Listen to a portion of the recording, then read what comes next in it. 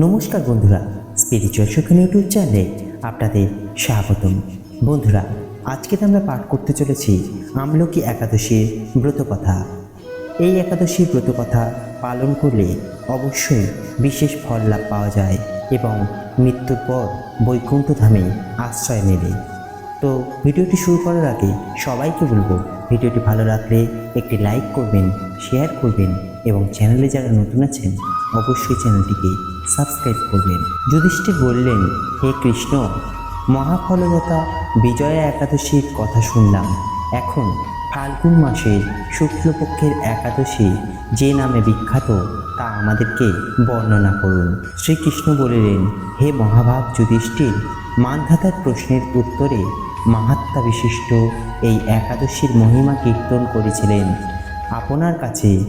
এখন আমি সেই কথা বলছি। এই একাদশীর নাম হলো আমলকি। বিষ্ণুলোক প্রদানকারী রূপে এই একাদশী বিশেষভাবে মহিমান্বিত। একাদশীর দিন আমলকি বৃক্ষের তলে রাত্রি জাগরণ করলে সহস্র গাভীদানের ফল লাভ হয়। হে পাণ্ডুনন্দন, পূর্বে ব্রহ্মার রাত্রিতে দৈনন্দিন প্রলয় উপস্থিত হলে স্থাবর জঙ্গম সহ দেবতা, অসুর ও রাক্ষস সব কিছুর বিনাশ হয়।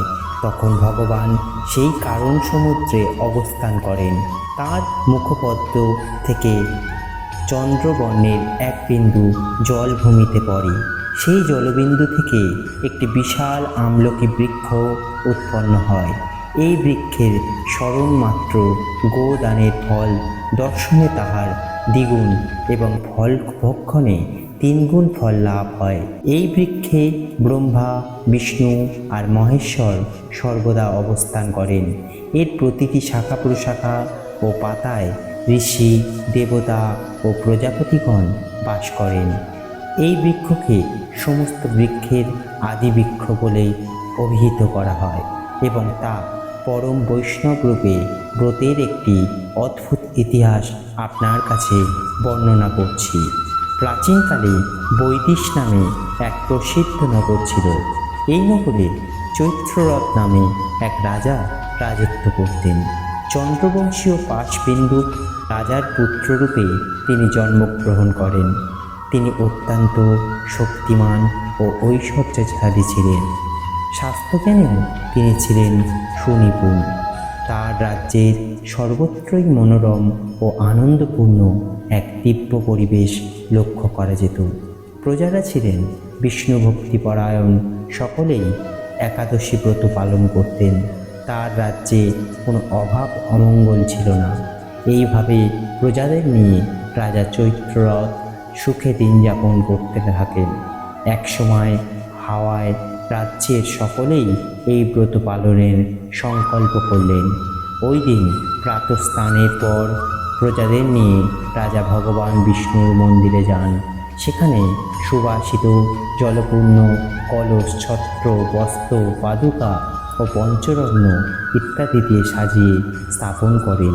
তারপর ধূপ দীপ যত্ন সহকারে মুনি ঋষিদের দ্বারা শ্রী পরশুরাম মূর্তি সম্মানিত আমলকির পূজা করেন। হে পরশুরাম, হে রেণুকার্কবর্ধক, হে রাত্রি, হে পাপ বিনাশিনী আমলকি, তোমাকে প্রণাম জানাই। আমার অর্ঘ্যজল গ্রহণ করো।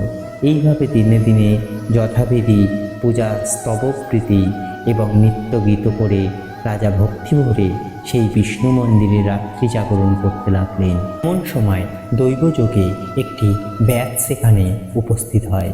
পূজার সামগ্রী সহ বহু ব্যক্তিকে একত্রে রাত্রি জাগরণ করতে দেখে সে কৌতূহলাক্রান্ত হলো। সে ভাবল, এসব আবার কি ব্যাপার। বিষ্ণু মন্দিরে প্রবেশ করে সে বসে পড়ল।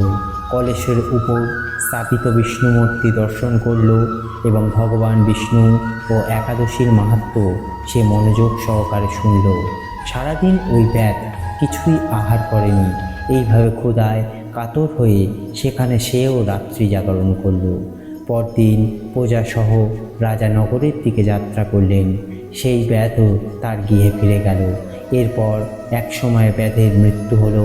একাদশীতে রাত্রি জাগরণ ব্রত প্রভাবে সেই ব্যাধ পরবর্তী জন্মে এক রাজ্যের অধীশ্বর রূপে নিযুক্ত হলেন। জয়ন্তী নামে এক নগরী ছিল। সেখানে বিদুরথ নামে এক রাজা বাস করতেন। ওই ব্যাত বিদুরথ রাজার মহাবলী পুত্ররূপে জন্মগ্রহণ করেন। তার নাম হয় বসুরথ। 1,00,000 গ্রামের আধিপত্য তিনি লাভ করেন। তিনি ছিলেন সূর্যের মতো তেজস্বী, চন্দ্রের মতো কান্তিমান ও পৃথিবীর মতো ক্ষমাশীল। বিভিন্ন সদ্গুণে ভূষিত বসুরথ পরম বিষ্ণুভক্তি পরায়ণ হন। এই মহাদাতা রাজা একবার শিকার করতে গিয়ে পথ ভুলে যান। গভীর জঙ্গলের মধ্যে ক্ষুধায় পীড়িত হয়ে তিনি ক্লান্তিবশত শুয়ে পড়েন। এমন সময় কতগুলি পর্বত নিবাসী শ্লেচ্ছ রাজার কাছে এসে নানাভাবে উৎপীড়ন করতে থাকে। রাজাকে তাদের শত্রু মনে করে তারা হত্যা করার চেষ্টা করে। পূর্বে এই রাজা আমাদের পিতামাতা পুত্রপৌত্র সবাইকে মেরে ফেলেছে, আমাদের গৃহ ছাড়া করেছে। এই রকম বলতে বলতে শ্লেচ্ছারা রাজাকে উদ্ধত হয় এবং তারা বিভিন্ন অস্ত্রশস্ত্রে তাকে আঘাত করতে থাকে। রাজার কোনো ক্ষতি তার সাধন করতে পারেনি। তখন রাজার শরীর থেকে নানা অলঙ্কারে বিভূষিতা এক পরমা সুন্দর স্ত্রী মূর্তিরূপে আবির্ভূত হন। মহাশক্তি ধারণী ওই নারী অল্প সময়ের মধ্যেই সকল পাপী শ্লেচ্ছকে নিধন করল এবং রাজার নিদ্রাভঙ্গ হল। এই ভয়ানক হত্যাকাণ্ড দেখে রাজা অত্যন্ত বিস্মিত হলেন। তিনি বলতে লাগলেন, আহা, আমার শত্রুদের হত্যা করে কে আমার প্রাণ রক্ষা করল?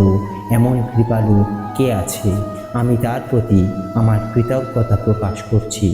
এমন সময়ে দৈববাণী হলো, ভগবান কেশব ব্যতীত শরণাগতকে রক্ষা করবার আর কে আছে?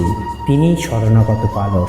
দৈববাণী শুনে তিনি ভক্তিযুক্ত চিত্তে গৃহে ফিরে এলেন।